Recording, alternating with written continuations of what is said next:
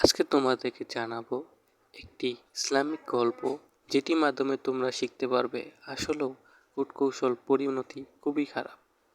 তোমরা জানতে পারবে কূটকৌশল করাটা আসলেই যৌক্তিক নয় বা অনুচিত। চলো তাহলে গল্পটি শুনি। অনেক দিন আগের কথা, পাশাপাশি দুটি মুসলিম রাজ্যদুটির মধ্যে সখ্যাত বিদ্যমান। একজন রাজ্যের বড় শাহজাদার নাম হারুন, ছোট শাহজাদার নাম ইমরান। সে বাদশার দ্বিতীয় স্ত্রীর সন্তান। বড় শাহজাদা হারুন বাদশার মতো সৎ এবং রাজ্যের দায়িত্বভার গ্রহণের উপযুক্ত। বাদশার ইচ্ছা তিনি বড় শাহজাদার ওপর রাজ্য পরিচালনার ভার অর্পণ করে বাকি জীবনটা আরাম আয়েশে কাটিয়ে দেবে। কিন্তু তার সে ইচ্ছা চরম অন্তরায় হয়ে দাঁড়ালেন তার বেগমের ছেলে ইমরানও বেশ বড় হয়েছে।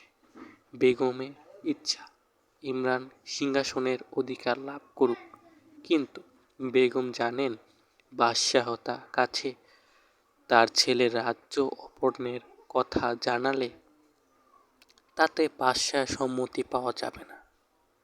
তাই এ ব্যাপারে তিনি কিছু কূটকৌশল আশ্রয় নেওয়ার প্রয়োজন অনুভব করলেন।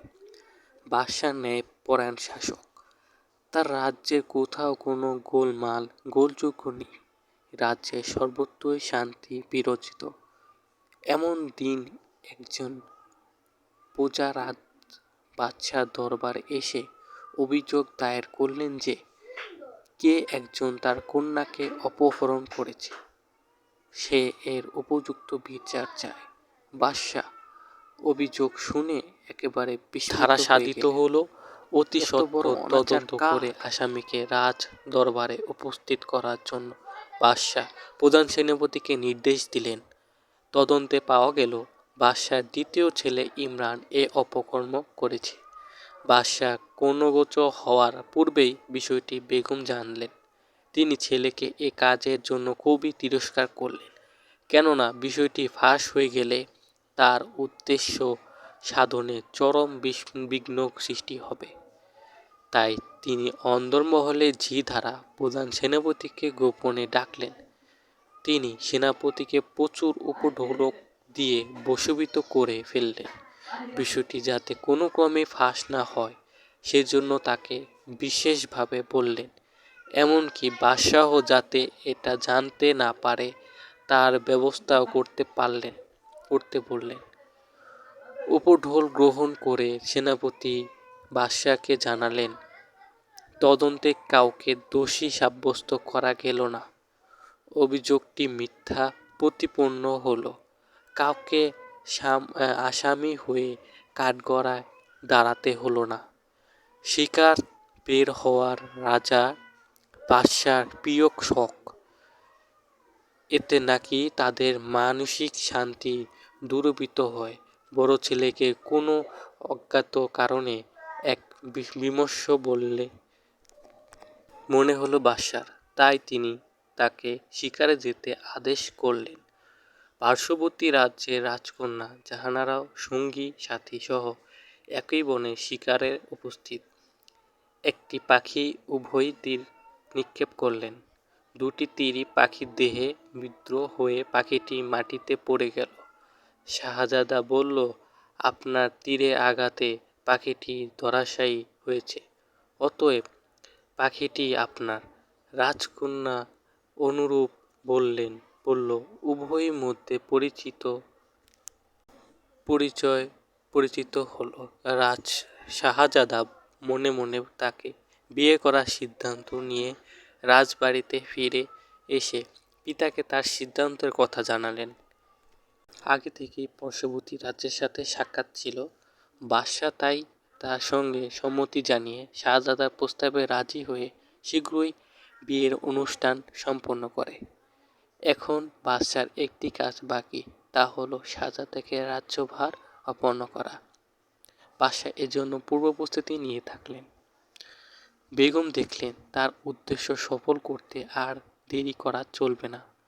তাই তিনি মনে মনে সিদ্ধান্ত নিলেন, শাহজাদাকে কিছু পান করিয়ে সাময়িক উন্মাদ করে দিবে। এজন্য তিনি শরবত তৈরি করে ঝি দ্বারা বড় শাহজাদাকে ডাকলেন। শাহজাদার সৎ মা আপন মায়ের মতোই শ্রদ্ধা করে। মায়ের ডাক পেয়ে ছেলে এলে মা বললেন, তোমার জন্য আমি শরবত তৈরি রেখেছি, পান করো। বেগমের বাহ্যিক আচরণে কোনো সন্দেহ কারণ ছিল না, কিন্তু তিনি অন্তরে শাহজাদার প্রতি চরম বৈরিতা পোষণ করেন। শাহজাদা কোনরূপ সন্দেহ সংযোগ না পড়েও সরল মনে শরবত পান করলেন। সাথে সাথে তার পাগলামি শুরু হয়ে গেল। বেগম বাদশাকে তার কক্ষে ডাকলেন। স্বচক্ষে তার এরূপ আচরণ লক্ষ্য করে তার প্রতি তার ধারণা পাল্টে গেল। তিনি ছেলেকে রাজবাড়ি হতে বের করে বনবাসে পাঠালেন। শাহজাদার স্ত্রী ও স্বামীর সঙ্গে বনবাসে যে এক লোকের আশ্রয়ে উঠল। এরপর বেগম গোপনে প্রধান সেনাপতিকে ডাকলেন। তিনি সেনাপতিকে আগে থেকে আরও বেশি পুরস্কার প্রদানের প্রতিশ্রুতিতে বাদশাকে বন্দি করে কারাগারে পাঠাতে বললেন। সেনাপতি বাদশাকে কারাগারে আবর্তন করল। বেগম এবার তার ছেলেকে সিংহাসনে বসালেন। ইমরান এখন বাদশা, রাজ্যে সর্বসরা বাদশা হয়ে সে নিত্য নতুন আইন জারি করে প্রজাদের উপর নির্যাতন শুরু করে দিল। বেগম এতে বাধা দিলেন, কিন্তু সে তার মায়ের কথা কান দিল না। প্রজারা ক্ষিপ্ত হতে লাগলো। নতুন বাদশা তার মায়ের মতোই। সে জানে এবার সেনাপতি প্রতিশ্রুতি উপদ্রবটি দাবি করবে, তাই সে সেনাপতিকে পুরস্কার প্রদানের জন্য ডাকল। সেনাপতি আসলেন, তরবারি উঁচিয়ে বলল, পুরস্কারের লোভে যে ব্যক্তি একজন সৎ বাদশাকে কারাগারে পাঠাতে পারে, পুরস্কারের লোভে সে আমারও চরম ক্ষতি করতে পারে। এ বলে তাকে শেষ করে দিল। বাদশা সমস্ত সংবাদ অবগত হওয়ার পর প্রথমে জামাই মেয়েকে নিজের প্রাসাদে আনলেন। এরপর তিনি জামাই সহ সামরিক অভিযান পরিচালনা করে বন্দি দশা হতে বাদশাকে উদ্ধার করলেন।